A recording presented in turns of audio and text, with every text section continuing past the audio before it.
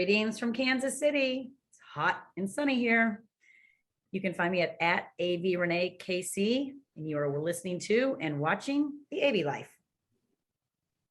Hello, I'm Murphy Daly in Los Angeles in the belly of summer. The heat is on, and you are listening to the AV veterans here at the AV Life.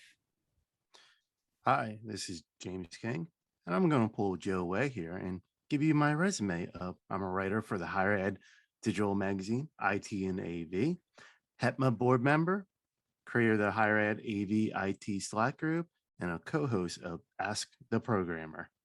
You are watching and listening to the AV Life.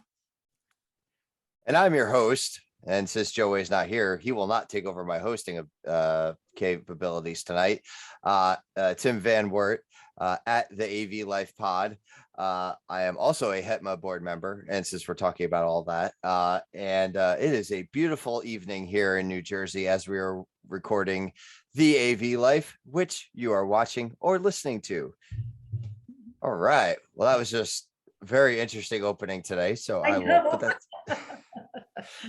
Just again, it just snowballed. Yeah, it's just snowballed. We just, so yeah, we are back here again this week. We're all doing pretty well tonight, everyone. Yeah, good. I got nods. Yeah. Good. Awesome. Good. We do have a guest with us tonight. We are a little short, as you can see, on the crew, but we do have a guest tonight. We have Mr. Steve Greenblatt. How are you, sir, tonight? Doing great. Thanks for having me here, and I'm glad to be with the group. We are glad to have you here tonight. And as we tell all of our guests, feel free to chime in on anything at any time. So things make it a little crazy, but you are more than welcome to join in on the crazy as it is. So no problem. You are now forewarned. Yes. So before we go into like some other things, Steve, how about you give us your 30-second elevator spiel about yourself and let some of our listeners know about you in case they don't know who you are. Sure. My name's Steve Greenblatt. I am the president and founder of Control Concepts. We're a software development and control system programming company. We've been in business 24 years, and I've been in the industry a few years more than that. And I enjoy doing podcasting and working and contributing to the industry, and both volunteering with the VIXA and just doing some writing. So it's always good to be a part of a community and joining in to have industry-wide discussions. Awesome. Well, welcome aboard. And I know you and James have a lot of conversations regarding programming and things like that. So we could get into that a little bit later.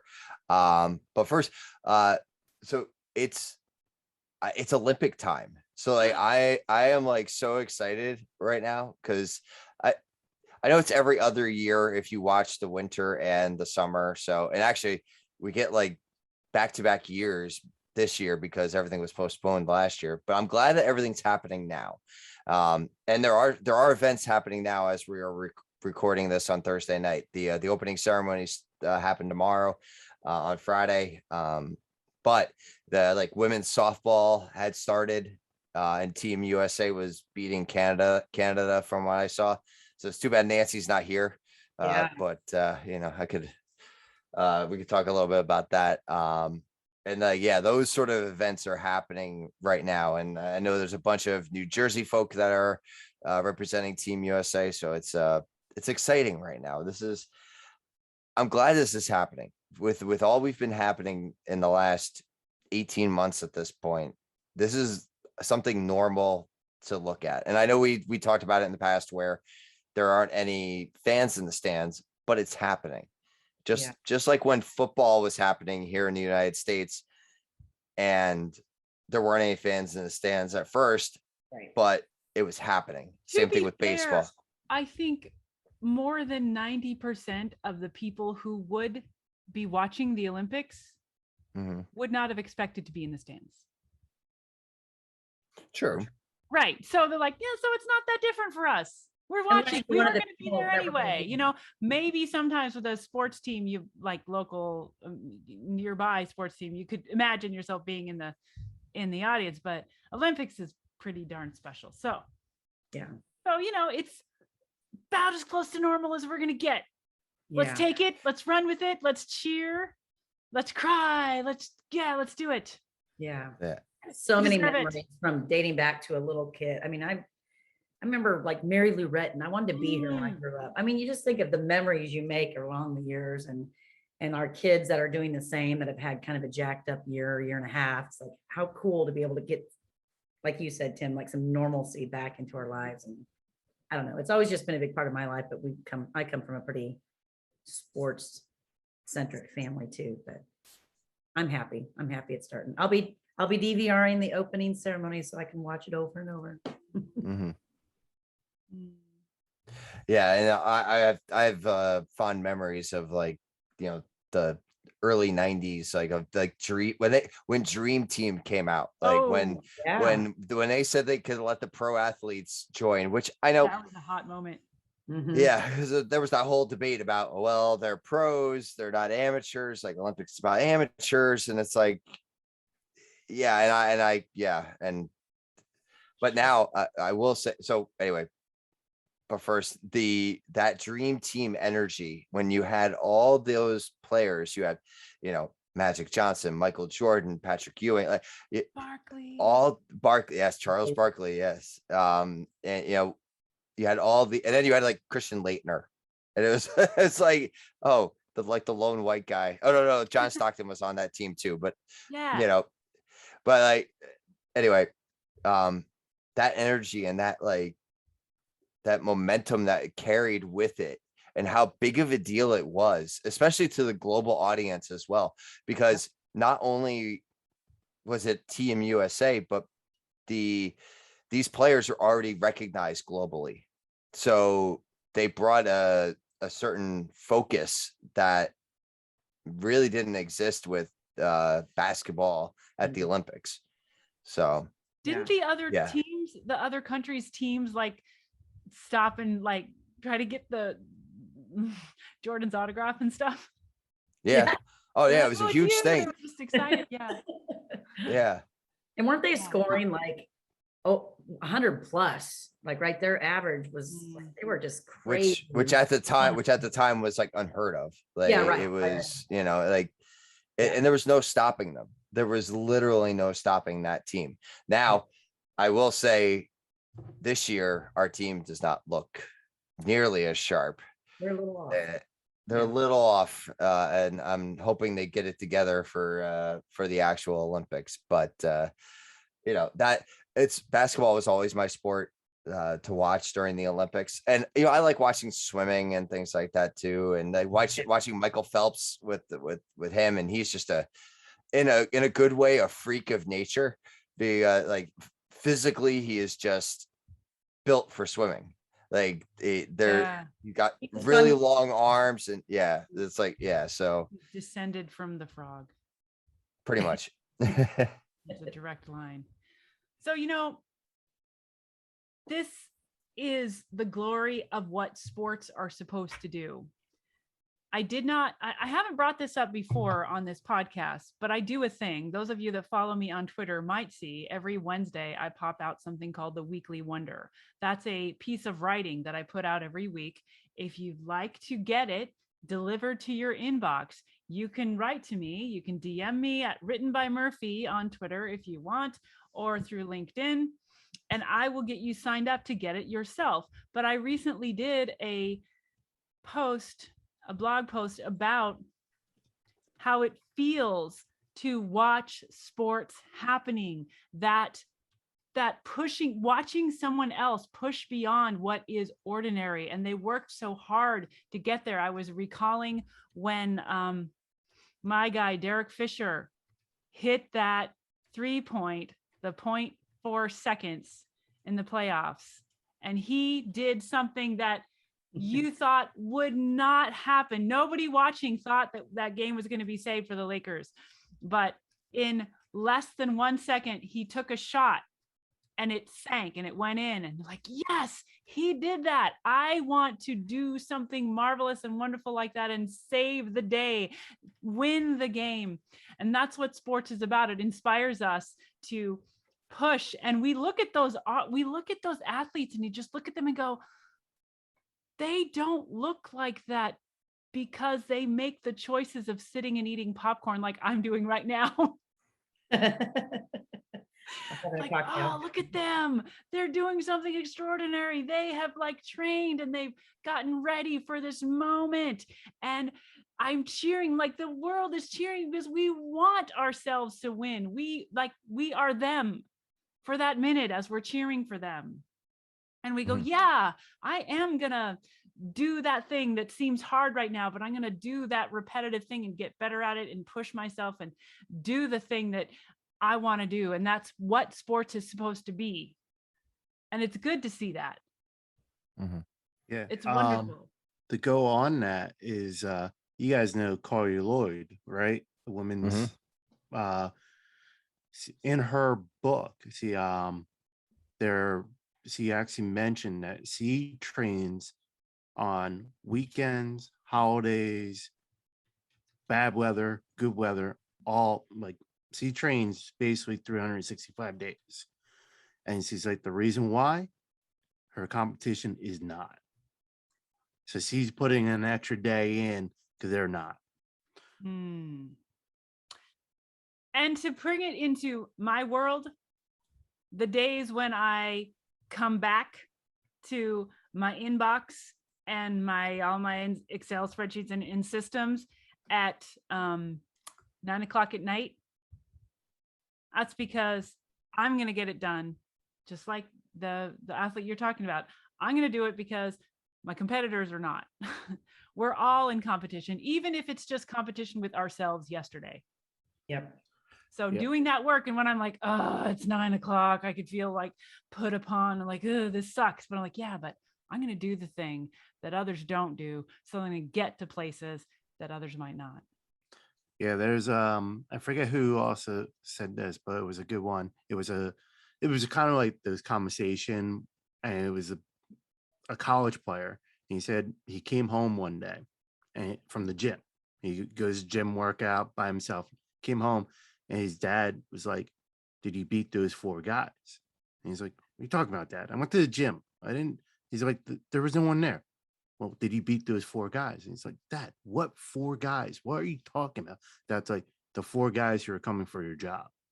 Oh, yeah. And it's that mentality of always getting better.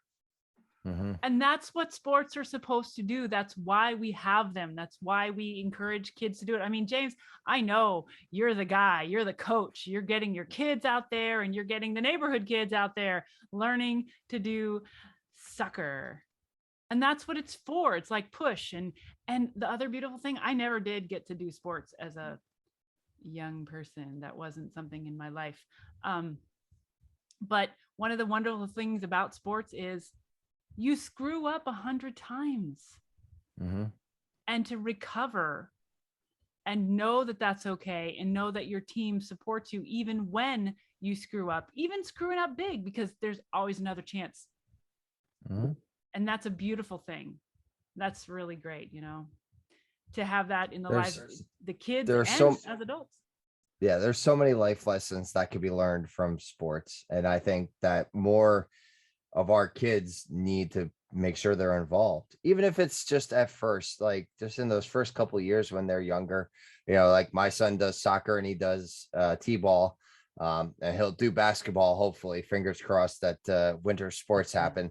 But he's tall like you. He's going to do basketball. Well, he'll do yes, he will do basketball if we as a country are allowing indoor sports to happen. So or we as a state. So that's fingers crossed. You have to have a speakeasy basketball court. Yeah.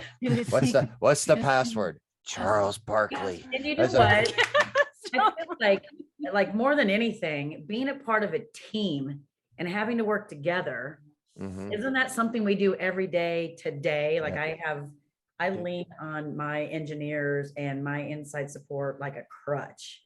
You have that in, I mean, you learn that through sports, I feel like at such a young age. I actually talked get- to one of my coworkers a couple years ago, and we were talking about this, and I mentioned that maybe I'm wrong on this, but in my observations, I can almost tell if someone played youth sports or not is how they work with other people.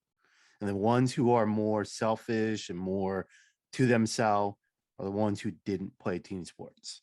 See, that's bit, I mean, yeah. I mean, even if your kid doesn't go off to the Olympics or go off to college to play whatever, I mean, that still, I feel like just forms such a bond with your team and how to be a team player. And I don't know, I was, like I said, I was brought up with that. So that's just second nature to me, but Yep. that's cool that you can see that. Well, and you're a fantastically successful woman in your career, Renee. So Oh, I don't know I about all think it that, helps. but- You're a wanted woman, Renee. You Yeah. are. So Yeah, right. Right. I what love- about not that I really want to call him out, but Steve, you've been sitting quietly over there taking in all of our insanity. Join what- the crazy? yeah. Anything about the Olympics or I mean, I'm a huge sports fan, so I, really take it all in terms of the Olympics. And I didn't get a chance to play as much sports because for different reasons, but it's like 2 weeks where you can't get enough of it. So yeah, exactly. And that's I think the Olympics are special because you don't need to be a fan of like a specific sport. You're rooting for your country or, or your place of origin or wherever it is, like, or whoever you want to root for. It's not like, oh, well, I'm from New Jersey, so I have to root for the Yankees or something like that. Or, but yeah. Yeah, So- that's the thing. so- You can get, Have you like can, some cool statistics happening in these Olympics, like the youngest person in, was it the tennis or something, and the fastest person in this, there's some like record breaking people and things that I think are coming out of these Olympics. So it's gonna be really, That's cool. yeah. That's good. Yeah. I can't So, remember. so Steve, since you say you're a sports person, and I know like where all of our allegiances lie here, where do your allegiances lie for sports? so I live in New Jersey. It's just like you and James. So I'm a Yankee fan, a Giants fan. I go a little bit off the reservation in basketball and hockey, but I'm a old time Islanders fan for hockey. Okay. All right. And a Nets fan from the back in the New Jersey Nets days. Okay. Good. Okay. All right. Cool. All right. I can respect that. I think there's something in the water in New Jersey because we always have so much New Jersey presence. Like, what's up with you this? drink the water, you work in AV. Yeah. That's Well- new. It's being in the New York metro area. This Yeah. is or Philadelphia metro area for those that are further south than us. Yeah. So. That's fine. A lot of Yeah. talent in New Jersey too. Mm-hmm. Oh yeah, definitely. Yeah. And the surrounding areas too. Like that's So it's like the Jersey proximity is like the AV hub. We gotta do something about that. It's amazing how many AV manufacturers are in New Jersey too. If you think That about too. it, for a Yep. small Yeah. state. Mm-hmm. Maybe that's a Definitely piece of small. why. Yeah. So yeah, and then like Samsung moved their headquarters over here, and like so it's just more to the New Jersey. Yeah, sorry, Renee. That's okay. Well, New Jersey, I will it's not say, just the turnpike. yeah, exactly. Yes, we are not just a turnpike, and we're not just oil refineries. There's a reason we were called the Garden State. So Yeah, Yes. You won't know that by the North Jersey though. Oh, God. well, the west, there's the one west, the west of North. Maybe not so much the east because New York City. I blame New York because of that. So That's so, so funny. yeah. But hey, well, Renee, I've been invited to Samsung's headquarters, but I have yet to go. So I've found an excuse not to go every time I go. They Lucky invite him. me. So sorry, Yeah. Samsung. Yeah, and that's the thing. Like we joke about this, like with the different manufacturers and stuff like that. But yeah, everyone's awesome. Like Oh, yeah. everyone in AV is awesome. We are the AV family, as we always say. So Yeah, I was at a show last week. A customer had their national sales meeting, and I had lunch with my Samsung. I guess he'd be my direct competitor in this territory. And it was like, we're old friends, we're old industry friends. You sit down to have lunch and you take your hat off and forget what your polo shirt says. It's Mhm. hashtag AV family. Yeah, exactly. We're all just friends at the end of the day and coworkers. so. Yeah. I mean, Just technically, if never you know where you'll be next week or the next Mhm. week, so. true. I mean, technically, if you want to think about it, James and I are competitors to each other. Yeah. We're competing for students, but True. but all we really, worry about is that the kids get there if they need to get there. So, Yeah. and then speaking of things happening in New Jersey, James, was that you, James, that shared this article in the chat? No, that that was you, was not Renee. me. I saw my local news this morning and I was like, oh, I got to talk about that tonight on our podcast. Cause I Do we think do you we want to guys, save that for later? I don't care. Should we say we'll just leave everybody hanging right now and be like, oh, what are they talking about? And maybe, yeah, we'll save it for later. Yeah, we should So get you in just the have to hang PM on. minute. Teaser, Yeah. teaser. Let's go. Yeah, let's go to the PM minute with Murphy, and then so Okay. we'll tease Okay, it guys. for later. So All right. In project management, there's this thing called the triple constraint. Do you guys know what the triple constraint is?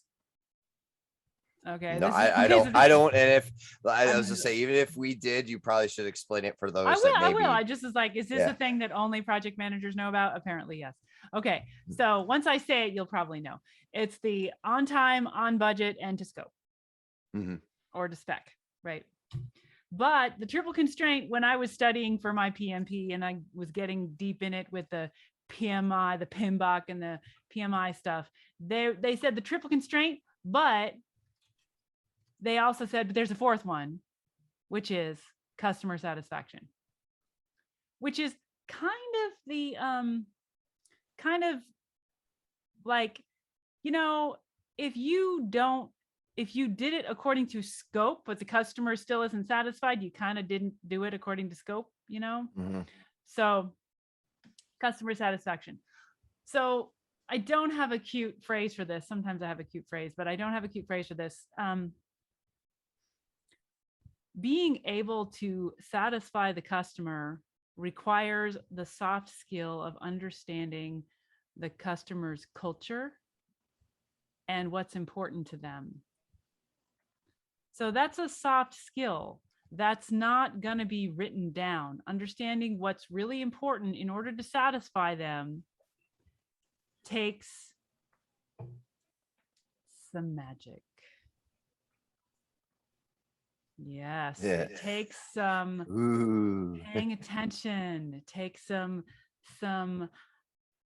listening, and it takes some noticing the reactions throughout. I may think I know what they said, like I read it and like, this is what you said you wanted. And if they kind of, and I had to, you know me, you got to say it in the meeting minutes, like, okay, this is what we're going to do. And they say, well, actually, you go, oh, listen to that. Well, actually, don't go, but you said. Mhm. You have to listen, use the magic and listen to what they're saying so that you can get to that invisible fourth triple constraint. Mhm. To understand the culture, their personality, their values, to really land that scope. Mhm. Well, I will say that actually that happened to me yesterday at a project meeting for one that we're working on right now, and we were with the client because we were just consulting on this project, and we were with the client, and a comment was made by one of our facilities people, and you saw the facial we happened to catch this facial expression. The facilities person didn't. And we like immediately said, okay, wait, what's happening? because like we saw the client kind of make this like facial expression, and we addressed the issue right then. It was a minor thing. It wasn't anything, but if it wasn't for a video call or a face-to-face meeting, that would have never been translated in an email. Like that would have just been a okay ... or something like that. Like, even though there's a lot behind ... as well, but but yeah, like, it was that meeting was critical. And not that it would have actually, maybe it's not critical, but that moment was critical, because if that was missed, there would have been the unsatisfaction or unsatisfactory action for the client. So you gotta be able to pick up on those little cues as well. I had this big project for a deep Midwest bank, and they had like acquired, I don't know how many banks kind of all across the Midwest and a little bit on the edges of the nation. And this, I'm like, when I have meetings with Chicago, they're about the same pace as New York. So I come in, I'm like, okay, this is what we're gonna do, blah, blah, blah, blah, and I talk fast and we get going because they don't want to waste time. These people had a different way of talking. Easy. Yeah. So I had to go, first meeting, I'm like, okay. So I had to like learn their cadence, like slow down, and also let the silence ride. They would make a decision, but they had to like confer with each other a bit. What do you think of this? What do you think of this? And they all would confer. Then at the end, we had a decision. It wouldn't go on forever. It would happen in the meeting, but I had to let them have their space in order to do it. And I had to be like, just kind of go in this place. Hello, everyone. And not talk as fast as I was used to, like, because that was their culture. So I have a couple of product specialists that I, again, lean on for their expertise from New York, New Jersey, PA. I always have to remind them when they come to town, when they get on a Zoom call, whatever, deep breath, slow down, because we do things a little slower here. And if you talk that fast like you do and with that accent, they're going to look at you like, what did he just say? So what accent? There's no accent here on the East Coast. Come on now. Right.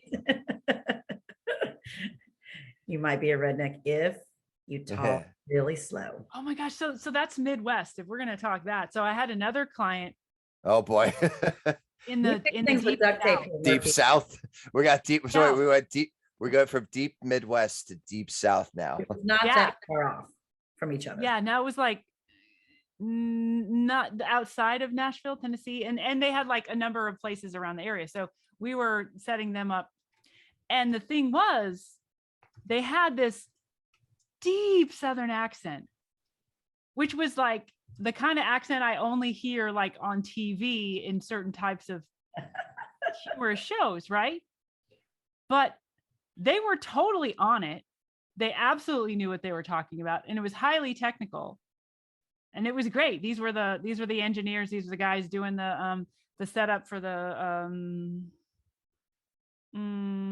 what was it, like WebEx and all this, and they were setting it up and they were bopping around to get it all set up. But it was like delightful. I'm like, oh my gosh, this is like a different flavor of the same thing I'm used to. So I just had to like, oh, okay, and got the hang of them. It took me a minute they were not actually as slow as the Deep South. They were the Deep Midwest, but I had to like let them bop around. And the problem was, honestly, because it was such a distinctive accent when we were on phone calls and they didn't have their video on, I couldn't tell the difference about who was talking because their accents were to them, they were different, but to me, they sounded so much the same. You should go to North Dakota. Oh, North Dakota. Or Wisconsin. Yeah, I would. Minnesota. Oh, North Minnesota. Dakota's deeper than though, and Minnesota's a little just Yeah, North Dakota. Yeah, I Yeah. had a call today with I- my a customer of mine from Bismarck. Oh, Well, yeah, I got through the call, and by the end of the call, I think I was talking like them.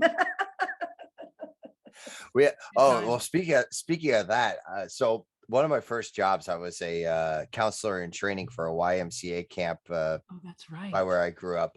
Yeah. Yeah. But one of the kids that he was up staying with his aunt and uncle for the summer. And so he got a job at the camp as well. And he was from Tennessee. And we even called him Tennessee as his nickname. I actually don't even remember what course his you real did. name was. I knew Huh? he didn't have one. Yeah, there was no other name. He was just Okay. Tennessee. Yep. Yeah, I was like, I don't remember. And like nicknames were all the thing at the camp too, because like one of the other guys was named Kmart. I think it was like Yeah. Kevin Martin. I think it was Kevin Martin was his name, like, but we called him Kmart. But um, but anyway, because Tennessee was with us all the time, in our little CIT group, we all started getting Southern accents the later the summer went, because we were spending 5 days a week, 8 hours a day in our little pod, like doing things for 8 weeks out of the summer.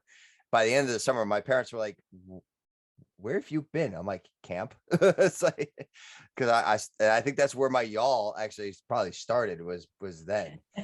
Yeah. So I've had that y'all for, I don't know, 26 Yeah, years y'all or can something be like that at this can point. be like malaria. Can never quite get rid of it. Oh.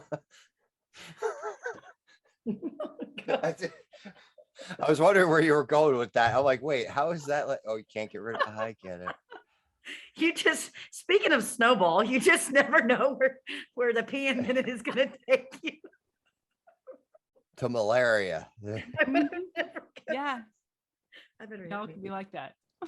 So yeah, I'm sorry. So Steve, this is exactly what happens every week. This is how it is. That's just have a little bit of fun, get Just to a talk little- and A little. see where things go, right? Exactly. Who says we don't have fun in AV? Yeah, exactly. Not us, not this Not group. us. The goal is fun. We're all about the life in AV. So that's I'm curious what inspired you and James to start your Ask the Programmer. well, there you go. Perfect segue. There you go. I mean, I listen to it. I pay attention and Sure, I appreciate that. So there a couple of things. I mean, one is it's fun to try something new. James and I come from very different backgrounds in terms of our roles and even our approach to programming, let's say, and so I thought it was kind of nice to be able to have that dynamic. But the fact is that I think that there's a lot of people out there who just don't, who have questions, because what comes up a lot in our discussion is you don't want to be a person on an island, and that's what a lot of programmers feel like. They are the programmer in an organization, and if you're fortunate, you have a couple of programmers or you work as part of a team. But I would say the majority of programmers really are a little bit isolated and kind of solo programmers. So one of the concepts came from just being able to have an outlet to be able to ask questions and get answers, and for us to be able to talk about those common things that come up, and then also, from my perspective, I wanted to be able to create more of a community, because independent programmers, which is kind of the classification that my group is in, and technology manager programmers and in-house programmers, they're all these little isolated groups, and I think that we're all kind of doing the same thing. So we should come together and not feel like there's competition so much, and not feel like there's barriers. And so I was trying to create a little bit of that togetherness. And James can kind of share his take on it, but I think you hit it right on the nail there, on the head there, Steve. It's about building that community. I know we were talking earlier how, AV, yeah, you're competition, but you're also friends and AV family, and third-party programmers I can see being almost out because you integrators are, doing their things. In-house integrators are doing their things, and bringing in a company like Steve's is for special events, and so they're not always in the loop, I would feel. And Steve, correct me if I'm wrong here, but being able to connect, even though we all are almost competing for the same job role, but we're all doing the same thing, helping each other out. I guess that's how I take it. Is we're just like the Slack group I have. Like Tim and I are both in higher ed. Our schools are competing for students, but we share freely between each other. Yeah, that's completely accurate. And I think the whole higher ed community is very much like that as well. Like I share everything that we do, for the most part. I mean, I'm proud of what we do, and I want everyone else to succeed.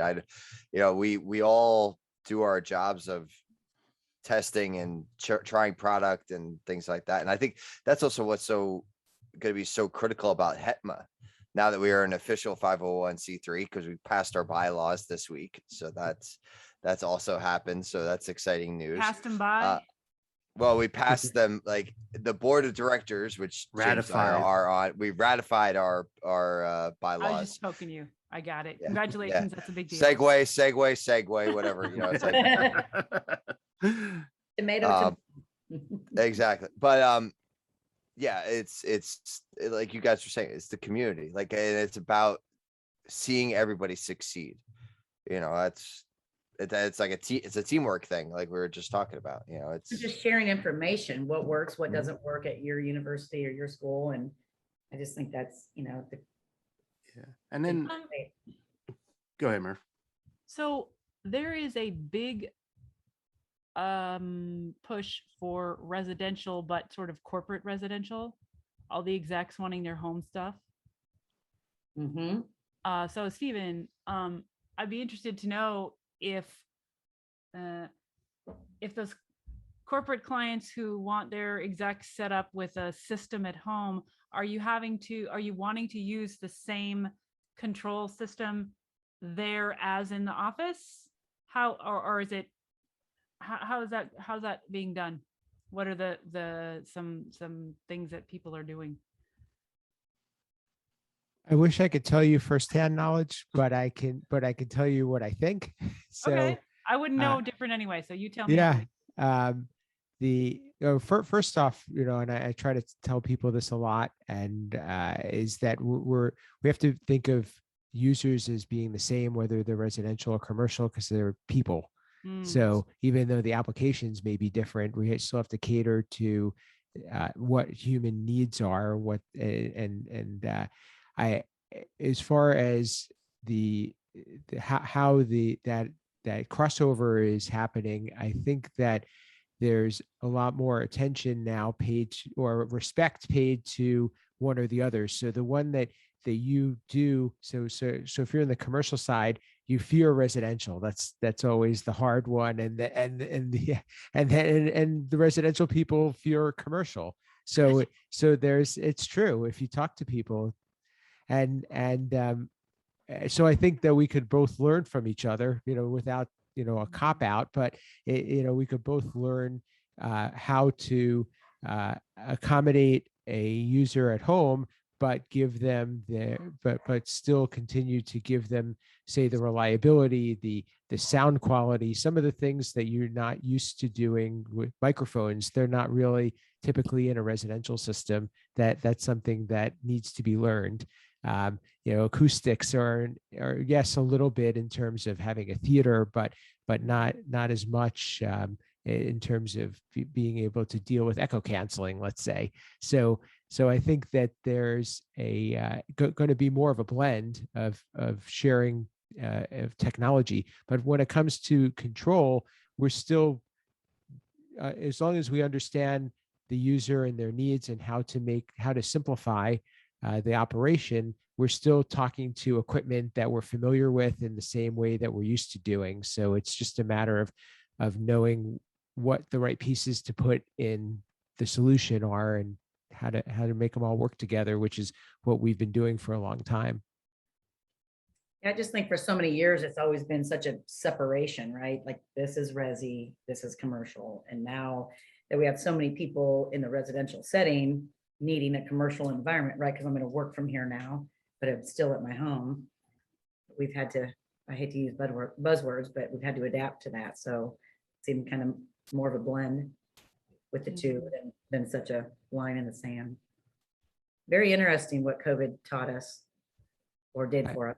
I think we're in for the hardest part with the hybrid systems, quite honestly, because it's easy to work when everybody is remote, but when some are together and some are remote, that's when it's going to really get interesting, where I think we're going to be able to shine personally, because that's when the respect for what AV professionals do is really going to come out. The people aren't going to be able to group around a laptop when they're having an in-person meeting and somebody else is at another location, or several people are at another location.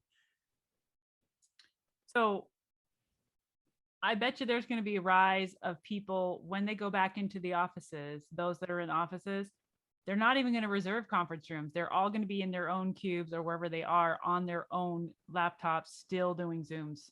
That's one way. Yeah, could be. Mhm. I just, That's the easy way out, right? Yeah.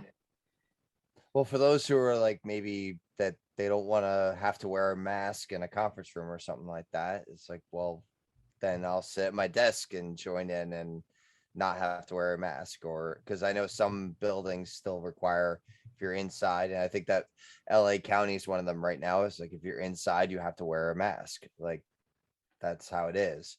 So yeah, I could see that. I also see folks trying real hard not to come back either. So Very hard. any excuse that they can make, they are to, so they can stay home longer. Yeah. So So, valid. but yeah, Valid. Yeah.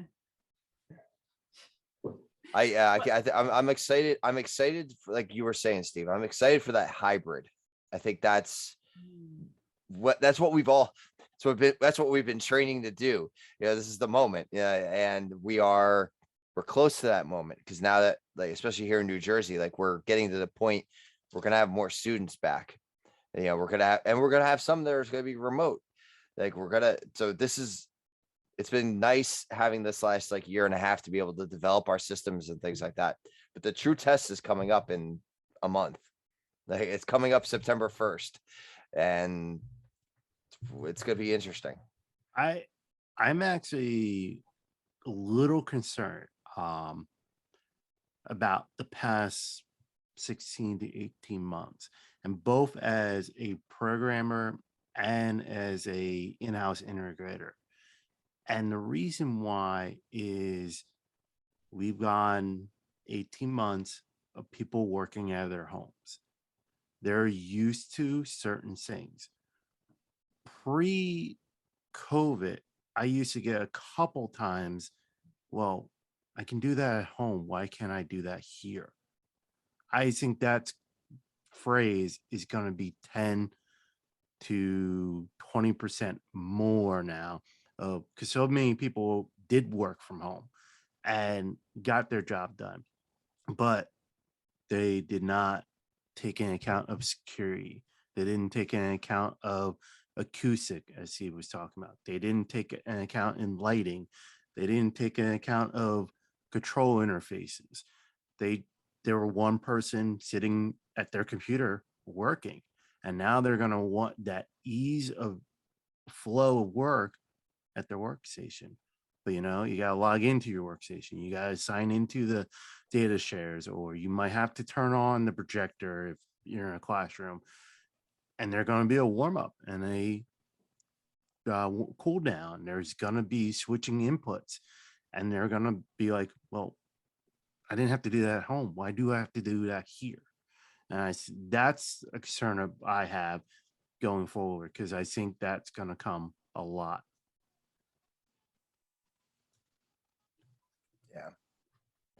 gonna be, yeah, it's gonna be interesting. And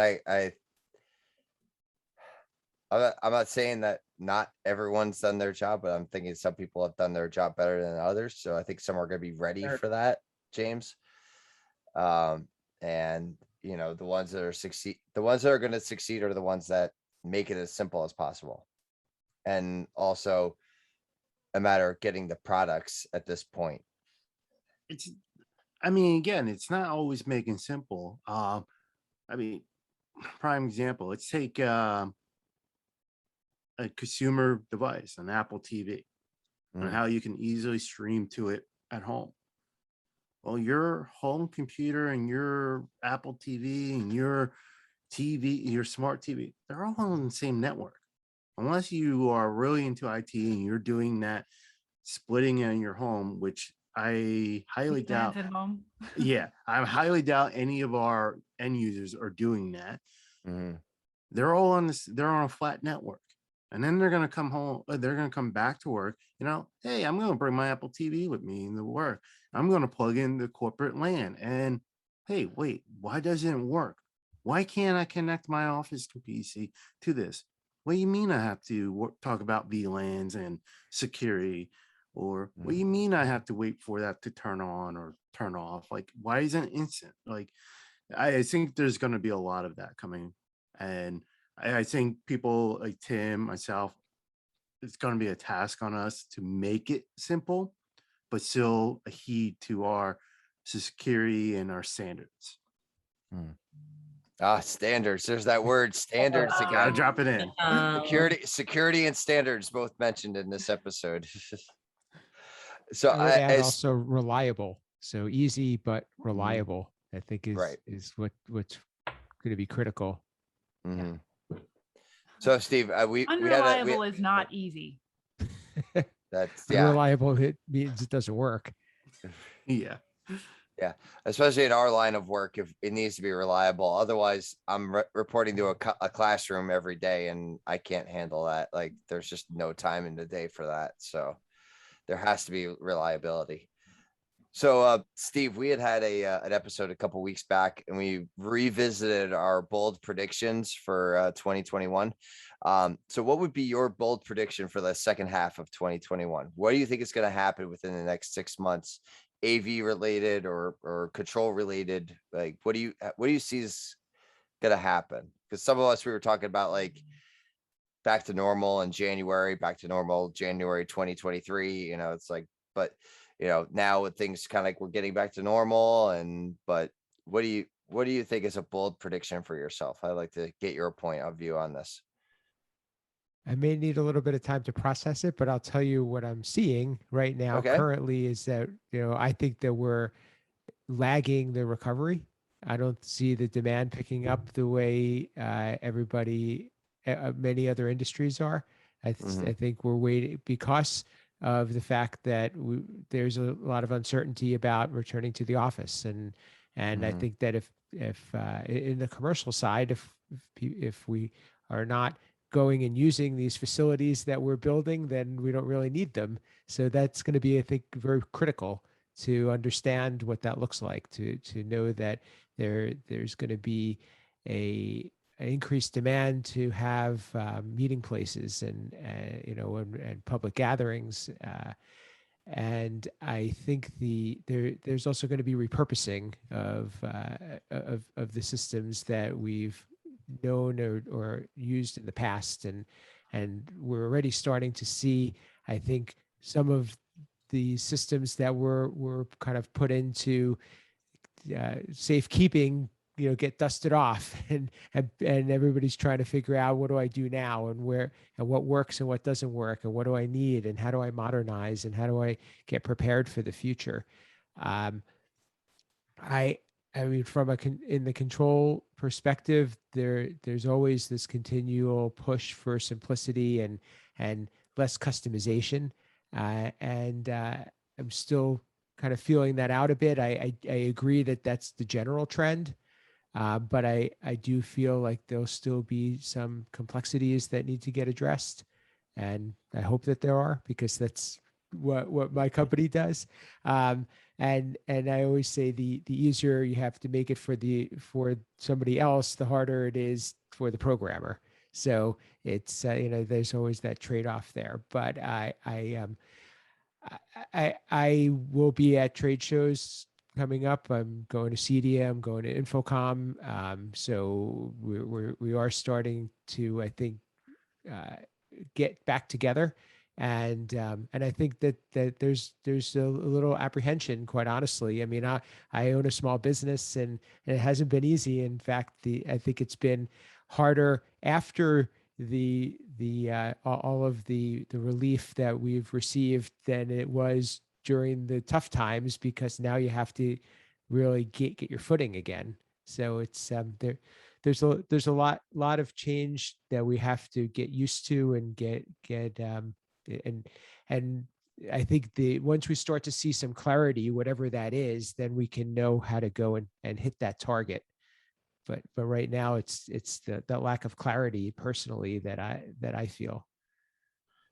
So I know you mentioned you're going to be at Infocom, and if folks have listened to our Ask the Programmer, I know you have covered this topic. I know it's a passion of yours, but as you're talking about simplicity and moving forward, and we know that manufacturers and devices are becoming more configurable over programming.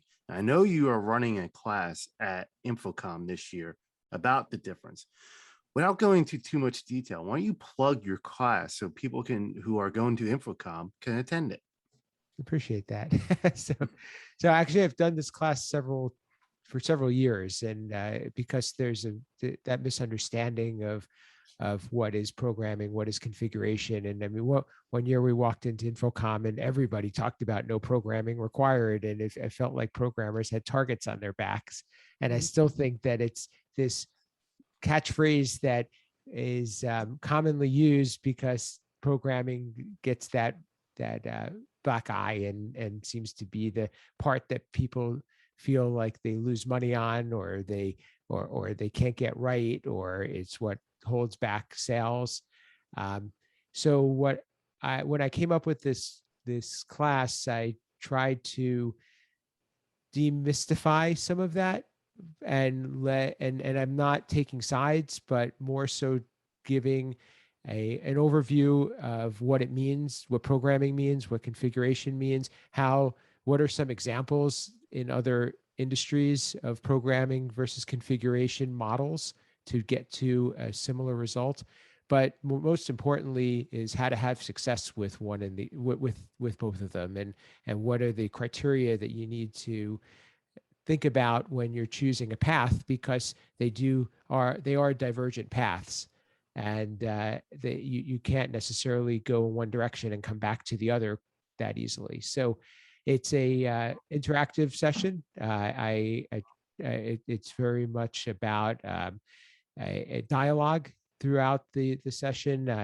Every time I present it, and I've probably presented it, I don't know, say maybe 6 or so times, roughly, it's I learn something too, because somebody in the audience has an experience that they share. So it's really informative, and it's meant to be able to try to translate what this speak is about programming and configuration.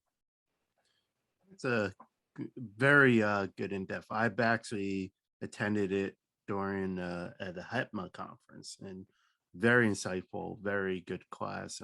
So I highly recommend it for anyone who does any kind of programming or configuring of AV equipment. Can you also briefly talk about, like, do you do any classes or any topics on the new languages of like HTML5 and Python, like, and how they interact in the AV world? So I could talk about that probably for hours, but I don't actually teach it. But I do.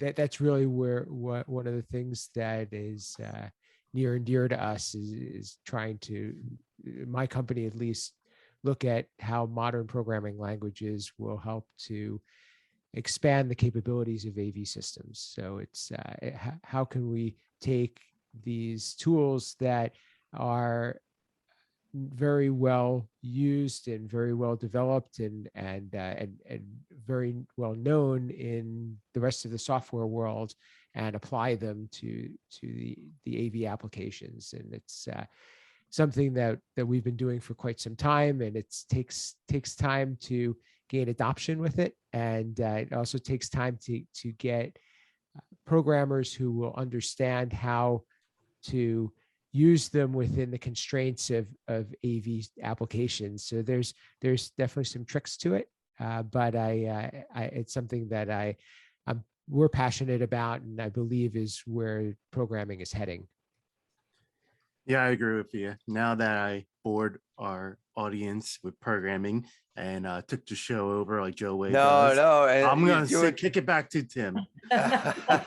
No, you're doing great, James. I mean, this was you were able to you and Steve have a great rapport going on, so it's just natural for you to have done that. And you were asking the questions that I don't have the knowledge to be able to push along there.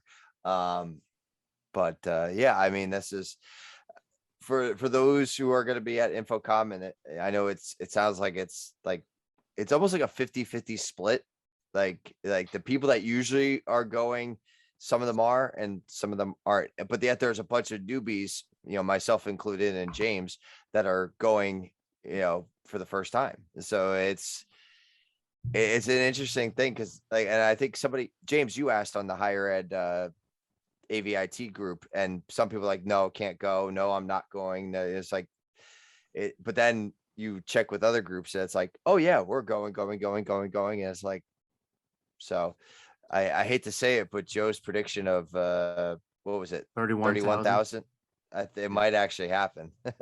He might be right. Yeah. I wouldn't judge this one though. If it's your first one, for anybody who it is, don't look at it as being typical. No, I don't think you can. Yeah, I know. I'm going into it not thinking that this is going to be the typical InfoComm. And I feel like James and I are very well connected in everything. So from a newbie perspective, we also have very realistic expectation as well. So. Did you hear that Avixa is doing some sort of a webinar or Zoom meeting, I think in September, for first timers? No. There was an email that came out. Now I don't remember. I saw there was an email. I'll have to go find it. Oh. I know, that's why I'm just like, yeah. Avixa did send out an email, or I got an email from. It's early September or something. Let me go to Avixa. Anyway, I'll find it and send it to you guys. But yeah, definitely, because I know I've been getting a lot of emails lately, so I've been deleting a lot. I've been trying to save anything from Avixa, but I might have deleted it by mistake. Oh yeah, no, I haven't gotten anything from Avixa. I've started getting my InfoComm session emails from vendors. Those are the things that are starting to show up. Gotcha. Save some time to come by the booth. Of course. And because I have to, I'll be doing the AV Life things while I'm there too. So I got so many hats to wear while I'm there. So oh yeah. And to the AV Life listeners, if you like what Steve and I were talking, make sure you check out our podcast. It comes out on Friday. It's called Ask the Programmers. It's on all podcasts as well as YouTube. All right. Speaking of YouTube, the AV Life is live as a channel on YouTube. So feel free to go out there and subscribe and follow. All of our recordings from, I think, October on to now are videoed out there. So you can watch all the insanity that's happening and see what's going on. And then, maybe excuse me, there'll be some live streams happening. We'll see how well my reception is in Florida. Don't use the Wi-Fi. That I've heard. that is like rule number one. Don't use the Wi-Fi for the convention center. Like, don't So, drink the water. yeah, pretty much. Yeah. Well, yeah, Steve, thank you so very much. That was great and very informative. Yeah, definitely check out Steve and James's No, if you just show. if you just put your mic just a little bit different, Steven, it would look like a tie. Necktie. That's real Murphy's like AV. Murphy's coming out of left field like all over the place today.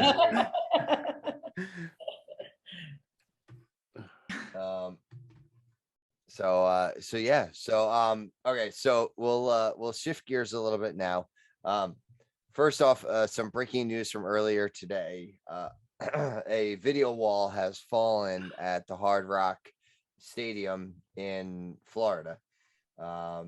It doesn't, the article that I'm seeing doesn't seem to say anything as to why, but it sounds like they were prepping for a festival carnival this weekend. And hopefully, Renee, it's not an NEC wall. It's not. I'm sure it's not. Okay. Although it Yeah, looks like NEC products wouldn't do that. well, it looks like from the video or the picture that it's a rental and staging situation where there are kind of some trellis that was up that I don't know. They've got it all covered up, so it's kind of hard to tell. So I'm anxious to see. Yeah. Well, yeah, they want, when those helicopters start flying, you don't want it exposed. So I mean, well, thankfully nobody was hurt. But yeah, I think it sounds like it was a rigging thing. So there might be a rigger who's not employed anymore. Somebody in trouble. Yeah. Which is very sad because I'm sure people are hurting right now for jobs. Well, Yeah. and here's the other thing. There's not a lot of unless they have inventory somewhere, there's not a lot of product they can just go get off the shelf and replace them right now. Yeah. So. Well, that's the other. Oh yeah. So I think for next week's episode, I think we're going to try to get some of the higher ed folks together. I think we're just going to have a venting and release episode of just because we're all at the finish line at this point. Like we're all starting classes probably in the next 2 to 4 weeks. So give everyone a chance to just blow off some steam for an hour, on the AV life. We're here for you. Yeah.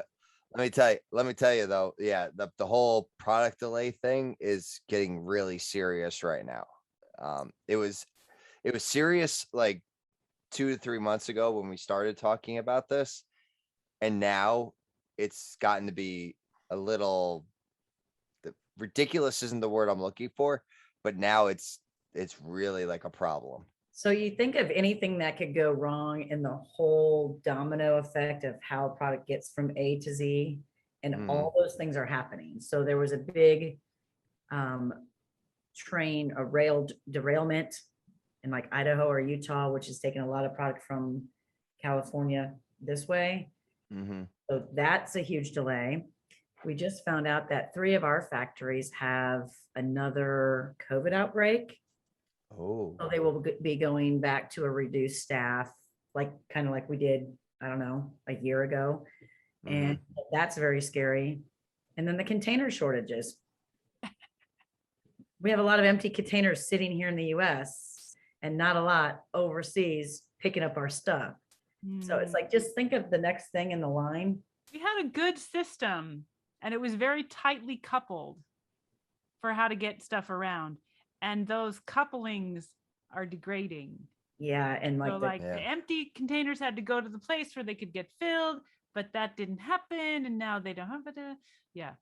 So it's just a domino effect. And I really thought, okay, in the next few months, it should get better. And then I got some bad news today and I'm like, oh. So all the schools, I'm like, okay, by September, we should be good. And now I'm like, yeah, maybe October.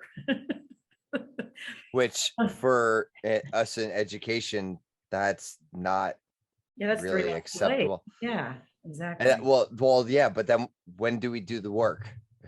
Like right now, I've got classrooms available to myself to do all the install work. Right. September 1st, classes start. That's it.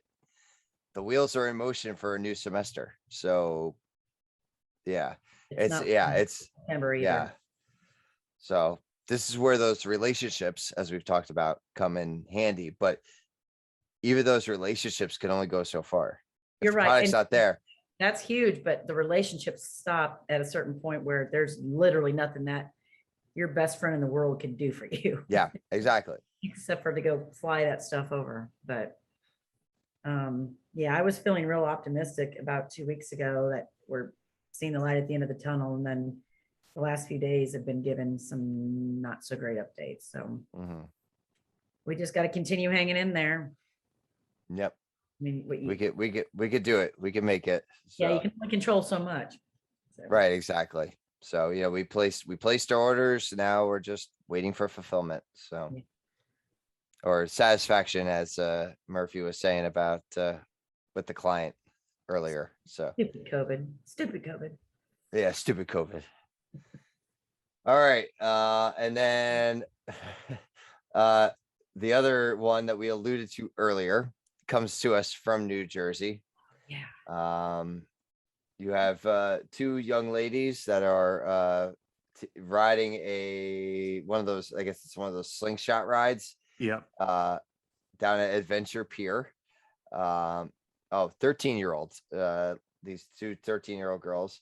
And as they were being shot into the air, a seagull comes flying across and smacks the one girl right in the face. Oh my gosh.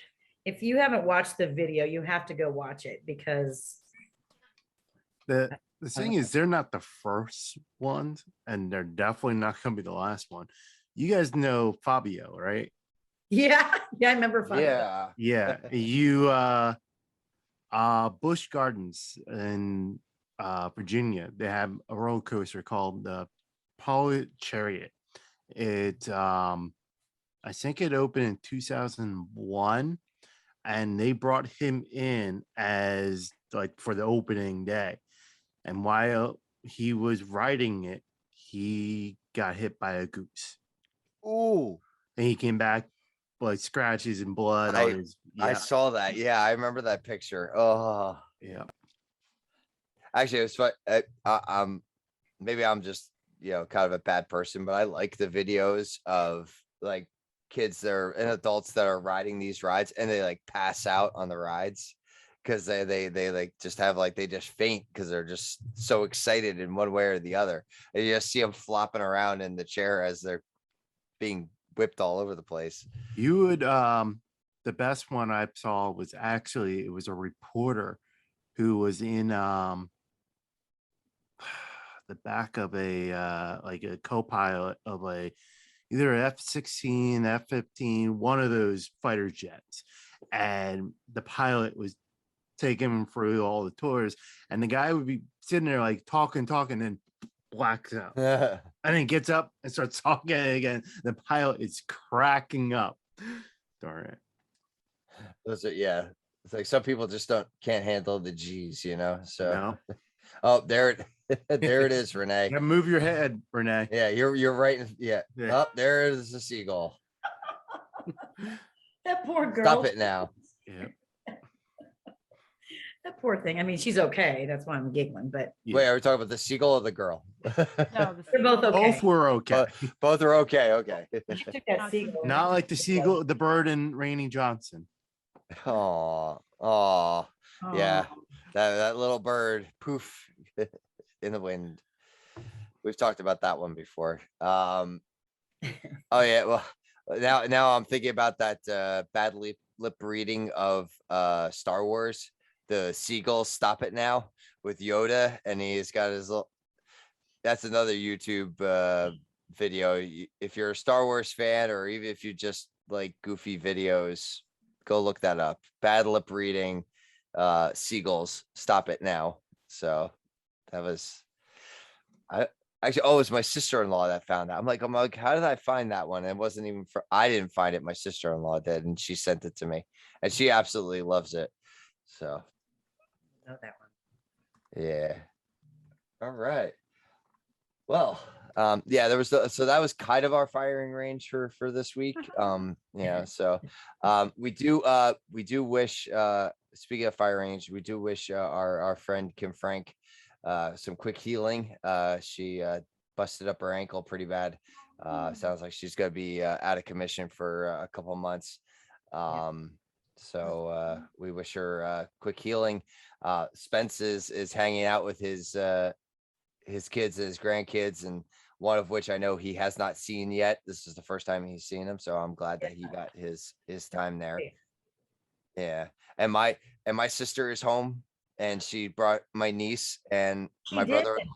So they're all here. I just haven't seen them yet, just because life. So they got in late. Fly or drive? They flew, and my niece handled it like a champ. So Awesome. she slept. She was happy during takeoff and landing. So it's like, all right. Okay. It's like, yeah, everybody made it, and they were at their hotel, and they're getting adjusted to East Coast time from Mountain time. So When do you get to meet? so I'll get Sunday. So yeah. Ah, Oh, Yeah. and my best friend's home from the military. So I'm like for a leave. So this is like a great week right now. So I'm Awesome. yeah. That's So great. and he brought his kids too. So it's like, all right, cool. yeah, Busy? I look forward to seeing my nephew. I have not ever met him. He is my brother, and my sister-in-law and my nephew are all in Beijing. Oh, He was born right before COVID. oh, So I Uh-oh. haven't even met him. I am now an aunt. He made me an aunt, and he's apparently adorable and full of cuteness, and also very tall for a 2-year-old. So I know a few things about that. but I one day will. I'm like, oh, I look forward to seeing my family. I don't know when they're going to be able to be free to come, but Yeah, I might be eventually. Yes, we're getting there, and hopefully the variant doesn't slow us down. Wasn't So- that? I'm sorry. I thought I remembered that this was a new family member for you. Oh yeah, my niece. Yeah, my niece she's just turned 1, Circle back so around. she was born mid the insanity. So yeah. So I have this is the one I was supposed to meet like right after she was born, when I was to go to Infocom and what's the one UB Tech. I was supposed to present at UB Tech. I was going to get out there even earlier, right after she was born, visit, go to UB Tech, catch a day of Infocom, and then back to New Jersey. So, but COVID. Here we are. Yeah. Well, I'm happy you get to meet her this weekend and see your sister. Yes, I'm very excited. So it was fun, like gathering all the baby stuff though that I had like laying all over the house, and because she gave me a list. I'm like, okay, I could do that. We have all these things. Let me Yeah. don't bring anything on the plane. I have it. Oh, that's Yeah, that's handy. awesome. Yeah. Babies take so much gear. Yeah, they do. Oh yeah. Yeah. So, all right. Well, let's start to wrap things up here.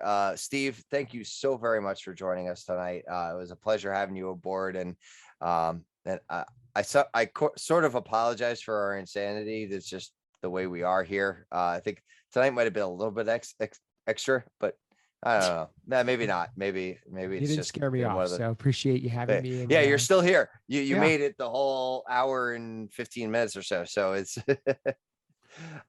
just let our listeners know where they could find you, or what like best way to reach out to you if they have any questions about anything. So go Sure. ahead. So social media is very easy. Steve Greenblatt. My company Control Concepts is at controlconcepts.net. And I do several podcasts, Ask the Programmer, that James and I do. I do one for AV Nation called The State of Control, which is also about control programming and automation. And I also do some writing for AV Technology, and just try to stay active in the community. So look forward to hearing Awesome. from everyone. Awesome. Yeah. Well, thank you so Superstar. much. Yes. Yeah. So, all right, well, we're gonna wrap up here, and we will see you all in another week. Enjoy this. Hopefully, it's nice weather where you're at, and if not, hopefully, it's gonna change for you real soon. Stay safe and stay healthy, and until our next adventure.